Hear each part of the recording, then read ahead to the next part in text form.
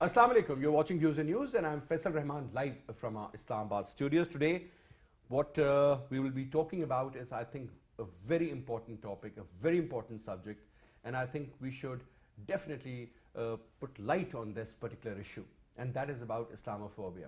Whether you talk about the Prime Minister when he went to the United Nations and he gave a 57-minute long speech in which he covered most of the areas like Kashmir for that matter, perhaps climate change, but the major focus was on Islamophobia. If you're a Muslim, why are you labeled as a terrorist? Like, for example, I'll give you an example. If there is a movie, the word Khan is always a name or a surname that is linked to perhaps a Pakistani or Indian who is supposedly a Muslim. So the name of the movie was I'm Khan, but I'm not a terrorist. I'm just giving an example that you have to clear that if you're a Muslim, you're not a terrorist. Now, this phenomena has a very long history. This is not something very recent. Recently, it has been actually imposed all over the world. Started from that particular war in which, unfortunately, we were a part when Soviet Union invaded Afghanistan. Pakistan became a part of that war to stop those forces, the Red Army in particular, and with the support of the Americans, we did that. At the end of the day, what we saw was that integration of Soviet Union, and so many Muslim states were separated. Now, what I'm saying is that at that time, the kind of content that was taught to the Muslim students who eventually became the Mujahideen, and a recognized feature, interestingly, those who were able to liberate Afghanistan. The kind of message they were taught was only about jihad. What I'm saying is that that was the only purpose perhaps they had in their mind. Now, Islam is not only limited to jihad. Islam is a religion of peace, and there is a whole background to it, that what needs to be done under what circumstances and conditions. You talk about any Hollywood movie for that matter. Whenever you will see any terrorists, initially they used to be from Korea or some other countries, now they always would show. So the cases with Bollywood, a Muslim terrorist. So this phenomena over a period of time eventually ended up, taking over the minds of the majority. So if you're a Muslim, you're considered as a terrorist. This was all done by design. And whatever is happening, whether you talk about the incidents taking place in UK, France, perhaps in New Zealand, the most peaceful country, and another recent incident in Canada. Now, the point is that that Muslim family, a mother, a son, son's wife, a daughter who was just 15 years old, was born in Canada. The man was there for a better future. Wife was doing her PhD. She was an engineer. And the whole family was crushed under a truck by a 20-year-old white guy who was a Canadian. The little boy is still in the hospital fighting for his life. The rest of the 4 members, they're dead. This was all he had. Just look at it from his perspective. Whatever statements came out, they were very encouraging. But what I'm saying is that when will it stop? Or is it going to engulf the entire globe? Muslims versus Hindus, Hindus versus Sikhs, all these communities versus the Goras, as we call. What exactly is going on? This is going to be our today's topic. Let me quickly read out a tweet by the Prime Minister of Pakistan, Mr. Imran Khan. He said that, saddened to learn the killing of a Muslim Pakistani origin Canadian family in London, Ontario. This condemnable act of terrorism reveals the growing Islamophobia in Western countries. Islamophobia needs to be countered holistically by the international community. Now, interesting part is that how to do it. This is something that is inside the mindset of the most. Whether you talk about the Islamic extremists, people who have in fact labeled Islam as a terrorist group of people, perhaps people like those who are in IS, Daesh, Boko Haram, all over the world. You talk about so many non-state actors, whether in Afghanistan or otherwise. These are the people who are bringing a bad name to a religion. And these are not Muslims, to be very honest. because this is the presentation of Islam, unfortunately, whenever you talk about any media channel, whenever they will pick up a particular footage or something, this is how they show it. Now, before I introduce you to our panelists, a very interesting statement, a very encouraging statement by Justin Trudeau, the Prime Minister of Canada. Let's hear what he had to say. Assalamu alaikum. Lately, a lot of Canadians have been enjoying evening walks to get a bit of fresh air after long days at home during this pandemic. On Sunday in London, Ontario, that's what a grandmother, 2 parents, and 2 children went out to do. 3 generations of the Afzul family. Salman, Madia, their children Yumna and Fayaz, and their grandmother. But unlike every other night, that family never made it home. Their lives were taken in a brutal, cowardly, and brazen act of violence. This killing was no accident. This was a terrorist attack motivated by hatred in the heart of one of our communities. Now, the best part about this man is at least he has the courage that this particular act was not an act of violence, though it was heinous crime and whatever you may call it. You may use so many different words. But yes, sir, this was an act of terror. Initially, whenever such thing happens in the Western world, if a white man is involved in a killing spree, he's always regarded mentally he's not well. No. Mentally he's not well, that's why he's done this, but he's a terrorist. Maybe he's associated with a group. Perhaps he has some other designs in his mind. So these are the issues, you know, they should be handled at the same level. Forget about the religion, it's the mindset. Now, to talk about this, we have with us in our studio, we have Imran Sandhu Saab. Sandhu Saab is a religious scholar, needs no introduction. So thank you so much for your time. And let me also introduce you with the other panelists that we have. We have with us Dr. Shahid Qureshi Saab, who's a senior analyst from the London Post. Qureshi Saab, Assalamu alaikum, and thank you so much for your time, sir. And we also have with us our dear friend Hamid Khan Saab, who's a senior journalist, analyst. Khan Saab, thank you so much for your time as well, sir. I hope the topic today that we have chosen is definitely very important, Imran Saab, and I hope that you'll be able to throw light on this particular subject, because it is such a vast phenomena. And this is not something that is taking place overnight, sir. There was a planned, long-term approach, and eventually this is where we are. Prior to 9/11, things were different. But 20 years ago, let's start off from there. When we got to know that the Muslim hijackers, Saudi, they were mostly Saudi. But in fact, whether a country like Pakistan, Afghanistan had nothing to do with it. They were also labeled as terrorists. And all those who are not with us, not with the Americans, are also into that category, that they are the supporters of the terrorists. This was the equation. This was the kind of format given to General Pervez Musharraf, that if you're not with us, you're against us. Richard Armitage comes to Pakistan and we became the non-NATO ally. And whatever happened to Pakistan after that, sir, I'm sure you know. Islamophobia, this concept that you're a Muslim, but if you're wearing a turban and you have a beard, because I know you personally and you're a good man, but sir, the same person, if standing outside a restaurant having an ice cream, would be looked upon as a terrorist. People would be scared and would be looking at you like this. Why? Bismillah ar-Rahman ar-Rahim. Actually, you know, this is this is something embedded right into their culture, the culture of the West.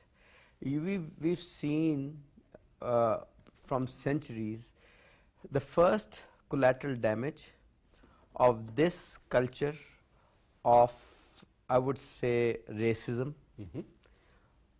The damage were the Jews. You know, the Holocaust. The Holocaust was the Jews, somehow that Christian culture, you know, took it as a threat. The European culture took Jews as a threat, and everybody knows what happened. Now I think that was an internal threat.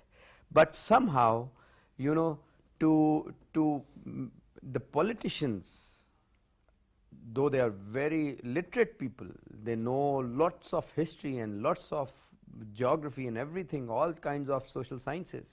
But what they are doing is, in the West, they are creating fear from the Muslim world, from the Muslimism. And when they are creating fear from the Muslimism, I'm not talking about all of them, but you know, most of them. So what they A are significant doing, number. Yeah. you know, so they are creating a fear against Muslimism, and now what will happen is there are going to be some few people amongst their own society who would be psychopaths. They are going to take it as a religious duty to kill Muslims, and this is what is going on. These incidences, this is not their society as a whole. They have a very good society, a very literate society around the world. But you know, this politics and this racism, when they combine together, they create a very, very, you know, unstable bond, and that would create Islamophobia, and this Islamophobia then again reflects back into politics, and nations go on war. This is exactly what has been happening. This is my observation. This is happening. Like wherever, you know, if we see Kashmiris are being locked down for the last 2 years. Their right of self-determination, as per the Charter of United Nations, have been, you know, just pushed on the back burners, just because they are Muslims. Similarly, in Afghanistan, So there is a label that if you're a Muslim, perhaps you are somebody who is not right, you're somebody who is associated with terrorism, you're somebody who is a terrorist, you're somebody from whom we do not expect khair, the word, Arabic word khair. Yeah. So primarily, this is what has been advertised all over, sir. T for terrorist means a man with a turban holding a gun, somebody who is a Pashtun perhaps. This is what the phenomena seems like. But what about all those people? For example, if you remember when this crazy man in New Zealand ended up killing so many dozens and dozens of people in the mosque, and the worst part was that he was actually going live on social media while he was doing that. A lot of people initially thought that perhaps it's a video game or something, but no, sir, it wasn't. The man had the audacity to go back, reload the weapon, and come back again. What I'm saying is, sir, that man was initially declared as a fanatic. Not a fanatic, perhaps as somebody who's not mentally well, a Sikh, you know, an extremist. The word extremist wasn't even used. But I think hats off to the New Zealand's government, especially to the Prime Minister. The lady took charge and everything seemed to be in control. But what I'm saying is that the support should be there. Unfortunately, that's lacking in many European countries, and perhaps when you talk about United States of America, that is the land of everyone. Muslims will not be accepted, and look at the kind of laws Mr. Donald Trump initially made, that no Muslim. So you know, this also creates a kind of threat to the people against a certain community. So if you allow me, let me also ask Dr. Shahid Qureshi Saab. Dr. Saab, a very short question for you, sir. Is it the beginning of the clash of civilizations, sir? Well, that clash has been happening Dr. for Saab, a if very you may long please, time. yeah. Maybe you haven't seen it, or maybe you are not aware with this. I would like to bring your attention to the, as my area is psychological warfare, so I'll just bring things into perspective. In the last 3,000 years, the less than 1% wars, they were linked with any religion. The other wars were linked with geography or territorial groups or tribes, etc. What we see now is a power. The Islamophobia is just the front, but in actual fact, it's a war. It's a fight between the powerful and the underdogs. And there is a great lesson for our Pakistani strategists, basically, to sit down and think. The killings in Bosnia, the killings in Palestine, the killings in Iraq, in Syria, all those things, how it happened, because the Ottoman Empire was broken into pieces by the colonial powers, France, Britain, Germany, Russia. They were all colonialists. Their agenda was to go around, beat people up, kill people, and steal the resources. And that has been continued for hundreds of years, more than 200-300 in India, in Pakistan, in Africa. So the responsibility, I will put my blame on the people who betrayed the Ottoman Empire. In the same way, I will put the responsibility in India, for example, in subcontinent. The responsibility lies on Mir Jafar and Mir Sadiq and all those who betrayed the state. I think in Pakistan and in all the Muslim countries, they should have like we have a Hyde Park corner, they should have a traitors corner where they put those pictures very high and visible, where people can go and throw rubbish on them. And so the people will remember that these are the people who are responsible for us, what we are having today. I'll give you another example that I wrote in my book when I wrote War on Terror and Siege of Pakistan in 2009. And I come across that how the various lobby, the Jewish lobby, the Israelis, etc., how and the others, they were playing up with the a psychological war where a victim is painted as a perpetrator. In last 20 or 40 years, the Muslims are the victims of terrorism from Russia, which was a Christian country, the Iraq, which was again by the Christians. I'm talking about in a general sense of the people who are invading those lands. And then we see Palestine or Israel is another colonial project by the Europeans continuing for some time. So we see these people who are hiding their religion behind democracy or behind other slogans, and they very smartly turned a victim into a perpetrator. Madeleine Albright very unfortunately and sadly said that if 500,000 children killed in Iraq, it's a price worth paying. How dare you say that? You should be ashamed of Madeleine yourself. Albright has also said that Pakistan is an international migrant, sir, if you remember. So Madeleine Albright was a Jewish woman from Germany who moved to United States. Sir, if you allow me, we'll just take a short break here, and after the break, we'll return and we'll continue our discussion, sir.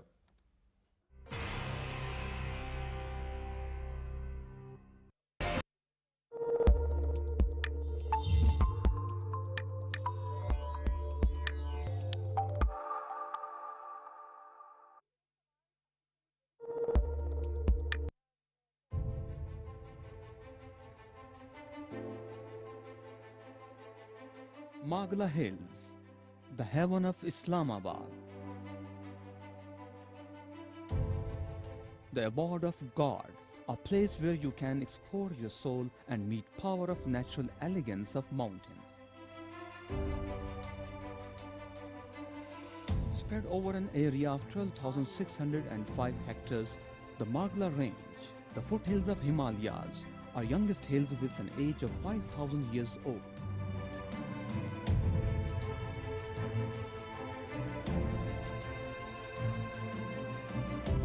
Magla Hills are home to around 600 plant species, 250 bird varieties, 38 mammals, and 13 species of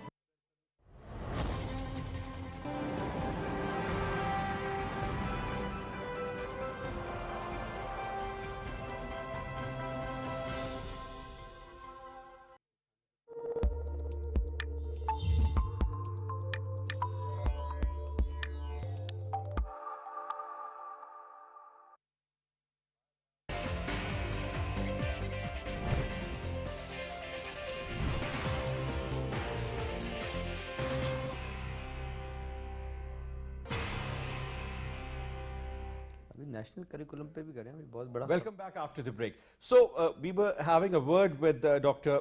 Shahid Qureshi before we took the break, and I would like him to continue from where he left. Dr. Shahid Qureshi, sir. Thank you.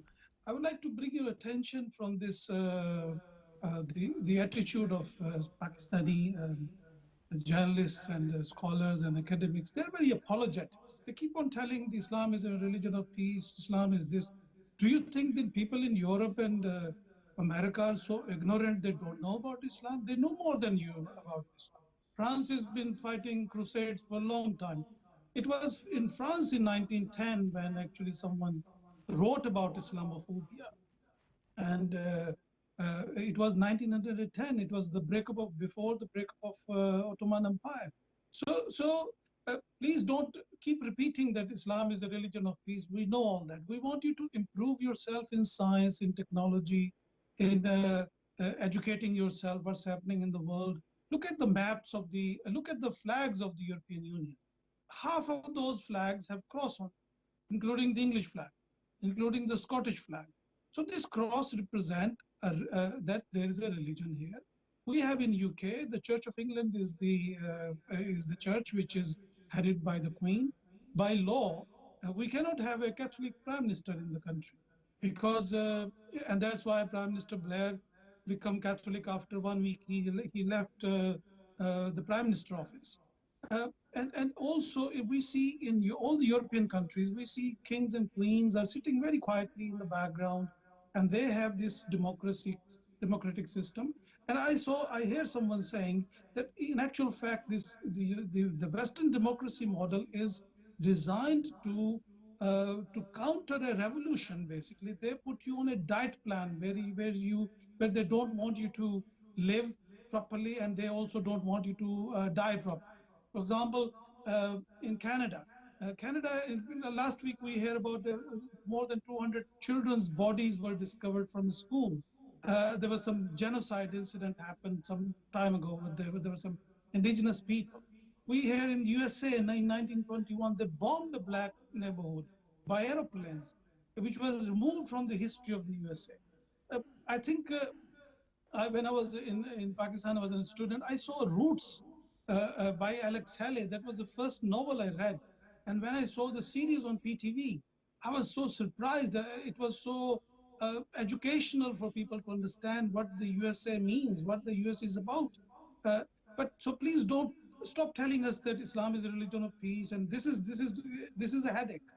You should tell people that how you can improve, how you can have a strong army, a powerful military force Sir, which the can most defend your interesting state, part is, a Dr. powerful Saab, we need economy. to learn to live, I mean, primarily to coexist. Now, that is something which wasn't there, but now it's multiplying with the passing time. Whether the Muslims are under pressure or something else happens in London or France or New Zealand, I mean, the communities which were together for such a long time, they never even thought of the difference on the basis of religion. Now, their daggers drawn. Now, Hamid Khan Saab, another important area. It's about the white supremacy also, that we are white, we are number one, we are the chosen ones. And since you are from the Asian side or the Middle East, you are category 2 kind of global citizen. Unfortunately, this is what we have been witnessing, sir. Muslims have been maligned. Sometimes they are involved in certain heinous crimes also. I'm not saying everyone. But just to target the entire community doesn't make sense. But this is what has been happening. God knows how many cases are reported, how many are not. People have been bullied on roads by these white racists as well. Whether you talk about the white skinheads or so many others who are present in various parts of Europe as well as in Canada and perhaps in the United States of America as well. Now, do you think this is going to multiply, or there could be a possible end, or perhaps if not end, it could be limited, this hatred? Thank you very much, Faisal. I'll try to come back to our topic, which you are saying is exactly right, the way you gave the intro. The main thing is, I believe that if I remind you that when the after fall of Soviet Union, a journalist asked from Prime Minister Thatcher that is there any need of any more wars or preparation for the wars, and she said yes, because Islam is there.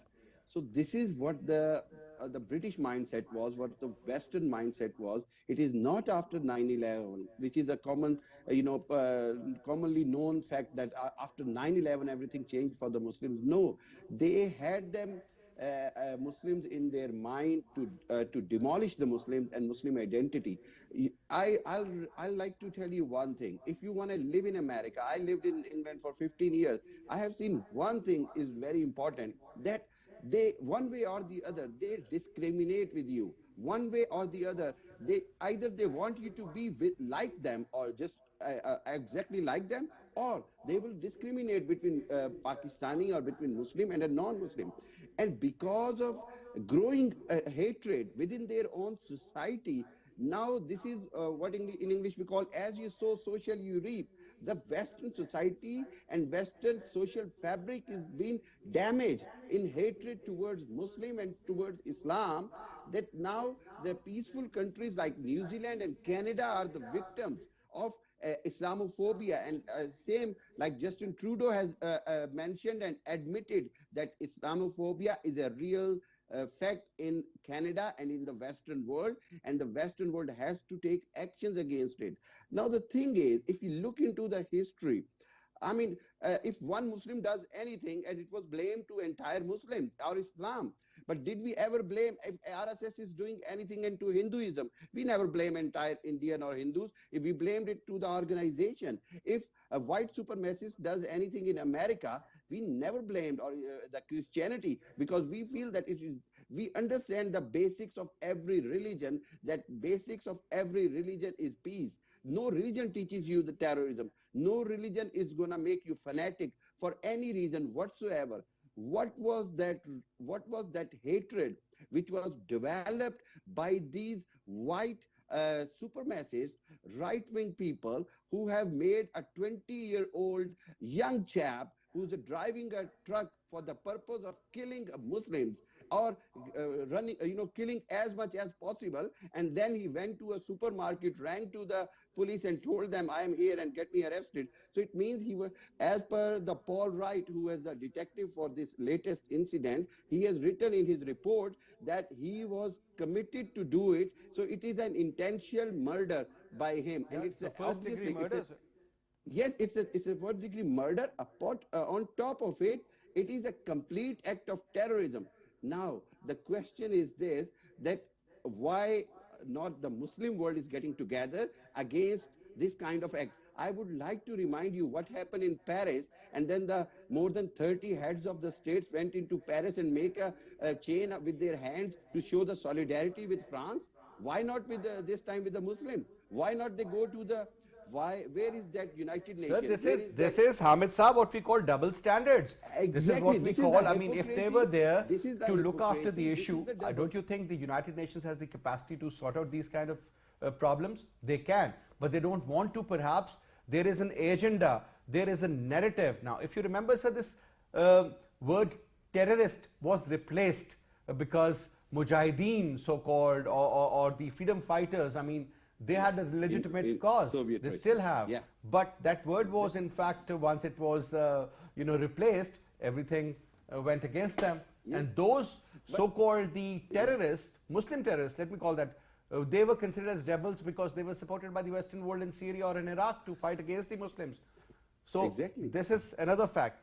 Now, Imran Saab, one important area, because this is something which is going to continue. Our Prime Minister has been very vocal, so the case was with the Turkish Prime Minister as well as Mahathir Mohamad when they went there.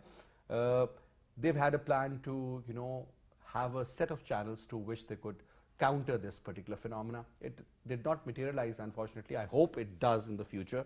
But so what I'm saying is that, do we have to be at the back foot and defend ourselves? Or do you think that we should be at par and telling them, listen, you commit more crimes, you commit more hate crimes, let me put it this way, rather than the Muslims? Because whenever a story that, Mr. X ended up killing his sister in the name of honor killing, that becomes the lead story abroad. Even if somebody was killed in London a Muslim father, I remember, killed his daughter because she wanted to run away or something. But I'm saying that went on air. But these stories, people do talk about Charlie Hebdo, but nobody talks about the reason. You know, there has to be a cause. The cause needs to be addressed, not the symptoms. We're doing it the other way around. Sir, your take. Yeah, so, I would like to throw some light on the fact that Islam is actually a full-blown system. And as one of our panelists said, that they know what Islam is. They know that the first, it was 1400 years ago that the concept of shura'iyat, or consultation with the masses and the public, was developed, was given by Quran, وَأَمْرُهُمْ شُورَ بَيْنَهُمْ. So this process of consultation and democracy and the political system that was created, that was revealed by Allah subhanahu wa ta'ala in Muslims, it created a big cultural nation that was known, that is known as the Muslim nation.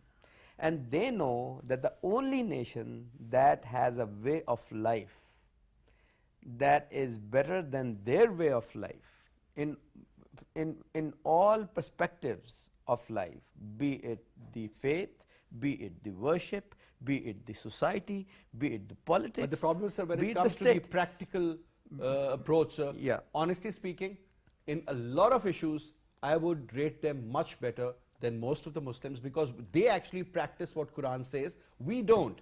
We just have a label that we are a Muslim because we were born in a Muslim family. Yeah, what I was trying to say is that, they know, theoretically speaking, there's one big system that exists, and Muslims hold it, it larger than their lives.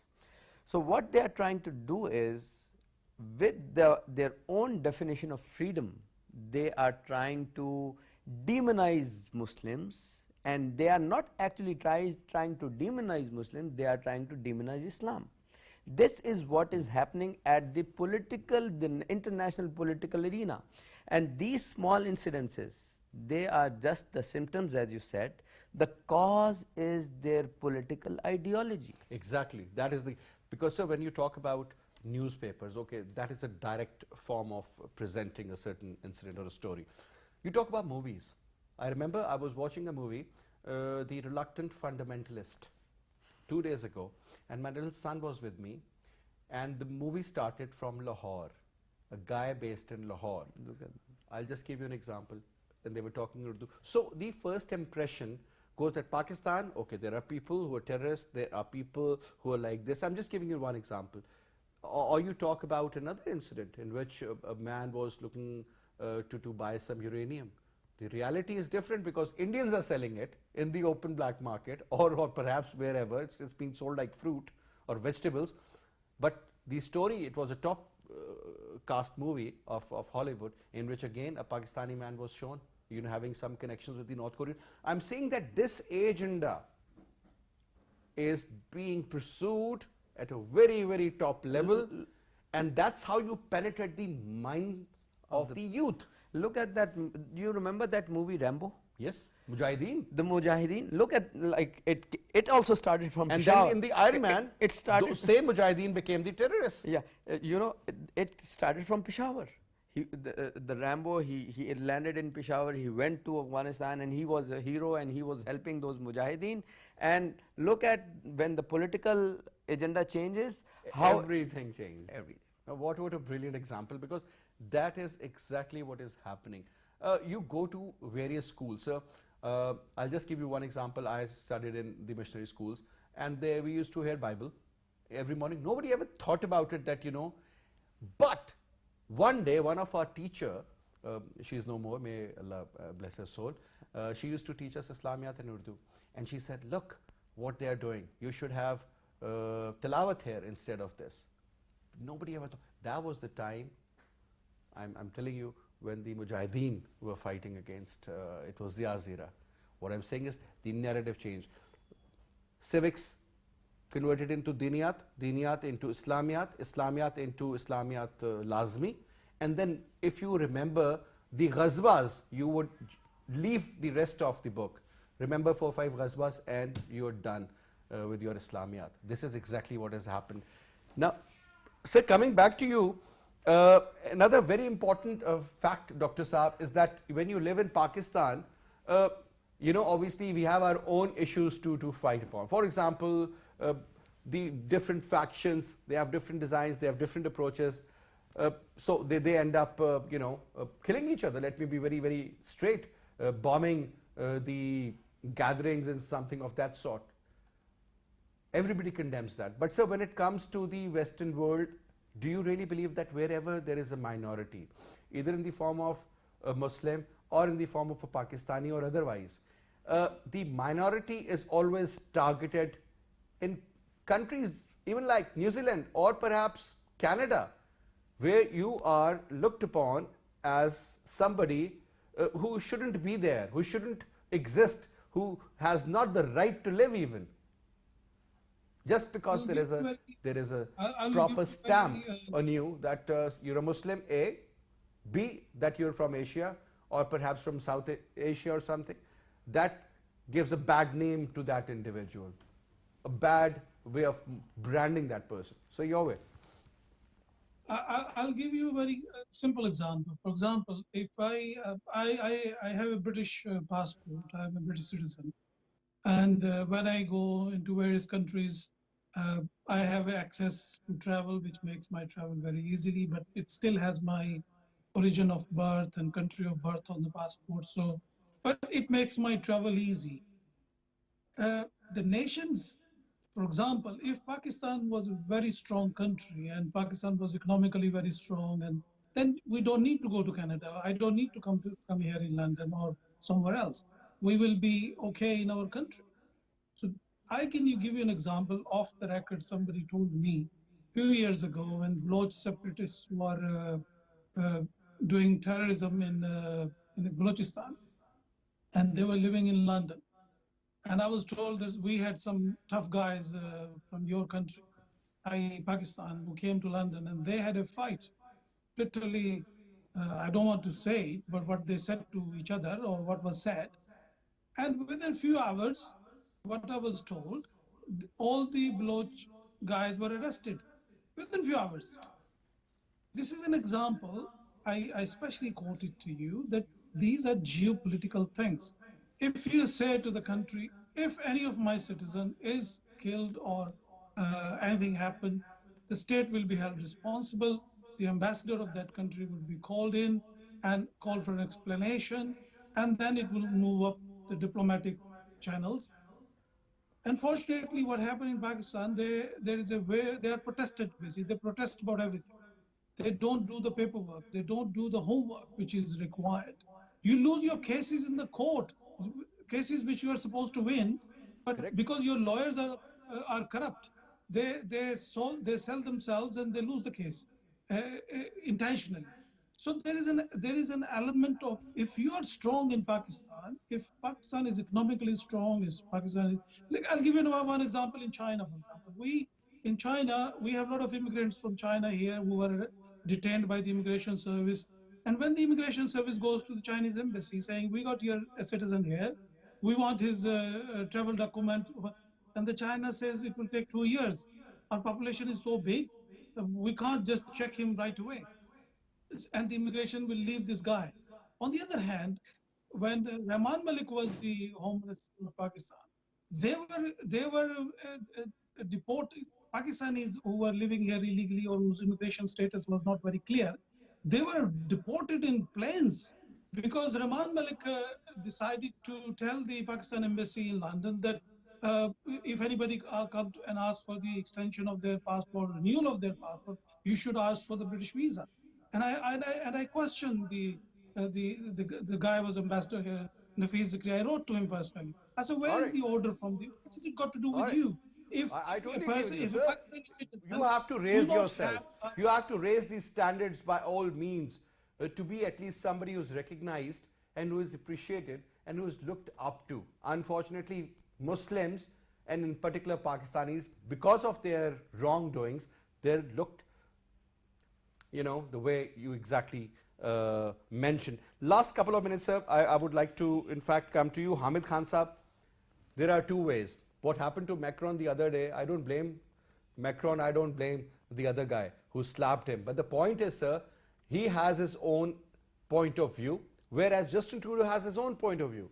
One is somebody from France, the other one is from Canada. My point is, one is hated, one is loved. Both are Christians. What exactly needs to be done now, sir? We need to change, yes, for sure, but don't you think the Western world has to look into these issues as well? The time then when Western world has to realize that they have to change themselves as well.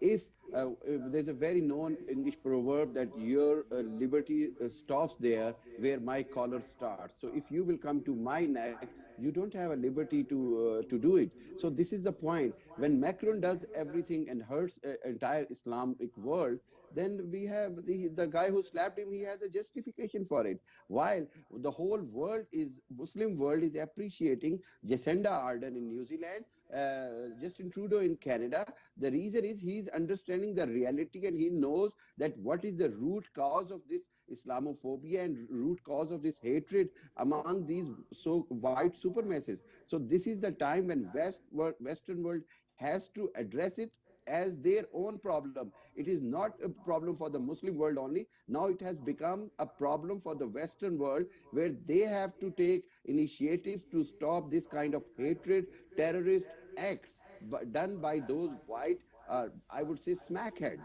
Because if they do that, then there will be reaction from the Muslims within those countries. And eventually, these countries which are known to be very peaceful, which are known to be very much multicultural, there will be a very much severe damage, and this is the price which Western world has to pay, because they are the one who did this all hatred against Muslim, against Islam. Now this is the time, they have the time to rectify their mistakes and bring their society to a normal society where there is... Hatred is not a solution, sir, to live peacefully. That is what is important. But definitely, sir, it needs constant and consistent effort for sure. And I think the world authorities should look into this matter, because this is going to be a problem. In the future, perhaps any Gora as Gora with blue eyes, blonde, or somebody anywhere in the world, because nobody is going to know whether it's an American or a Dutch perhaps. So that is another problem. But anyway, Hamid Saab, Dr. Saab, was a pleasure to have you both in the show, so thank you so much for your participation. Imran Saab, it's always a pleasure to have you, sir. Thank you so much. And that's all we have for this, sir. I'll see you again. Till then, you take good care of yourself. Khuda Hafiz.